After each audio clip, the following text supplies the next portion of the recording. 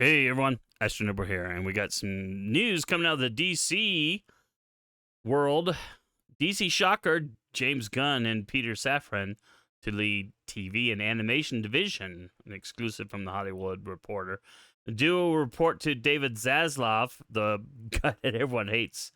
Well, I say everyone. A lot of folks hate because he canceled a lot of these woke type shows that were going on. And assumed the title of co-chairs and co-CEOs of DC Studios. So, in a stunning turn of events, filmmaker James Gunn and producer Peter Safran have been tapped to lead DC Films, TV, and animation efforts as co-chairs and co-CEOs of DC Studios, a newly formed division at Warner Brothers that will replace DC Films. The unprecedented move, in which a top director will assume a top executive post, marks the end of months-long search by Warner Brothers Discovery CEO David Zaslav to replace DC film boss Walter Hamada, who departed the studio last week. The search had all of Hollywood guessing and playing executive bingo for who would land the most coveted and challenging jobs in town. Was it really that coveted? I mean, the DC universe of films has been kind of a mixed bag from the start. In recent weeks, Gunn and Safran were spotted at the Warner Brothers lot, meeting with Warner Brothers film co-chair Michael DeLuca about future projects. According to the sources, and the initial overture to Safran and Gunn came from DeLuca over the summer, even as the studio was in shaky talks with producer Dan Lean about taking the job. Gunn will focus on the creative side of things, while Safran will focus on the business and production side. Both are expected to continue to direct and produce projects respectively. They will report to Zaslav, directly to Zaslav. Okay, that's interesting. And work closely with Warner Brothers film bosses DeLuca and Pamela Abdi. I butchered the name.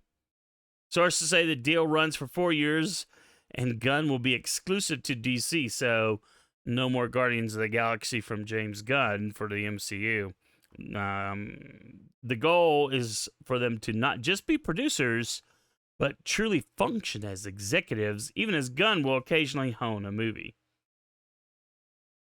Unlike Marvel Studios, DC has multiple films set in separate creative universes. According to the sources, Joker filmmaker Todd Phillips' work on the upcoming sequel, which goes into production later this year, will not fall under Gunn and Safran's purview, but will instead be overseen by DeLuca and Abdi. Matt Reeves, who worked under Hamada, has a budding universe based on his Batman movie. It's unclear whose purview Reeves' future projects would fall, but everything else moving forward would be under Gunn and Safran's. So, I don't know. The whole multiverse thing, I know that's where the MCU is trying to go to, but I think it's not going to be easy as they expect. I think that there'll be some confusion, like, wait, what, this person was doing this, and why are they doing that? I mean, I don't know. I mean, I know there's a lot of film people, hardcore comic book fans, yeah, they're not going to be confused, but your casuals, your normies, as some people call them, I really question whether or not they will get into it. It's kind of like, well, Batman is Batman, even if they change actors. Well, it should be in a single universe, but we'll see what happens. But this talks about James Gunn, where he came up with, and I'll give James Gunn credit. When Guardians of the Galaxy was first announced, I had zero interest because I'm like, okay, we got wannabe Treebeard, we got talking raccoon. What the heck do I want to see a film about that? And one of my friends, we all used to go to movies together, and he was like a big Guardians fan. He had all the comic books going back for years, and he was like, nah, it's probably pretty good. It'll be good. Trust me, it'll be good. and then saw some of the trailers, and yeah, it was a bit. I got hooked by the trailers and went to see the movie, and it was great. So, I give Gunn credit for that. But so we'll see what his influence is on the DCEU. Safran, I don't know really anything about him. Safran came up as a manager, where Gunn was among his clients, and is fully enmeshed in the world of DC as a producer of the $1 billion grossing Aquaman and its upcoming sequel, as well as Squad, Peacemaker, and Shazam and its sequel.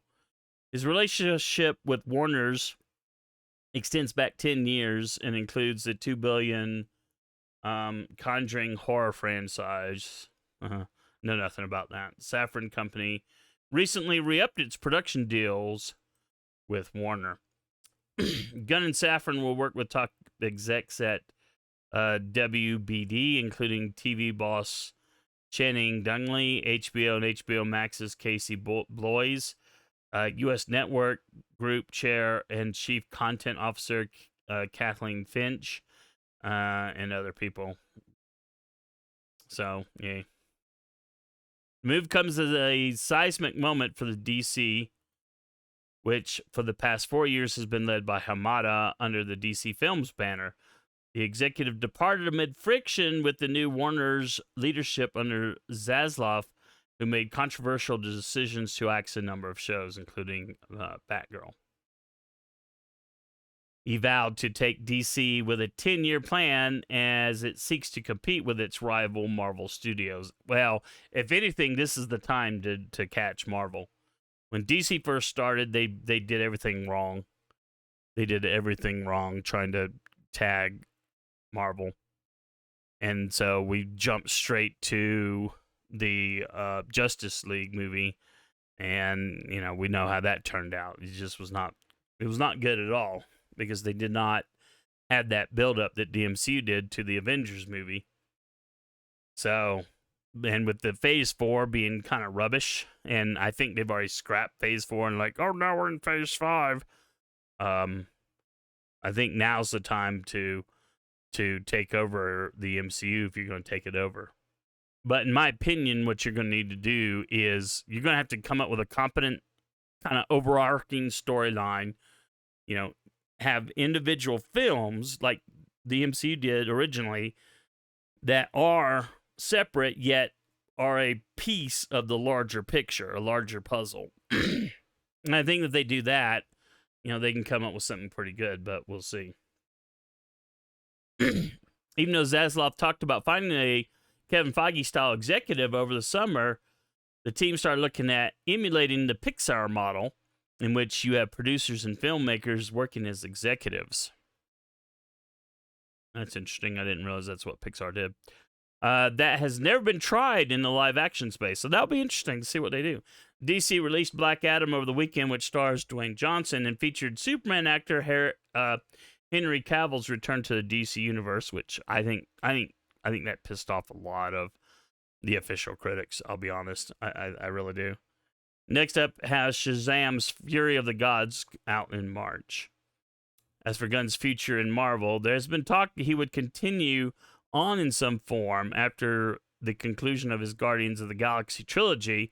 However, today's news, which comes hours after Marvel touted its upcoming Gunn-directed Guardians holiday special, seems to have closed the door on his next chapter in the MCU.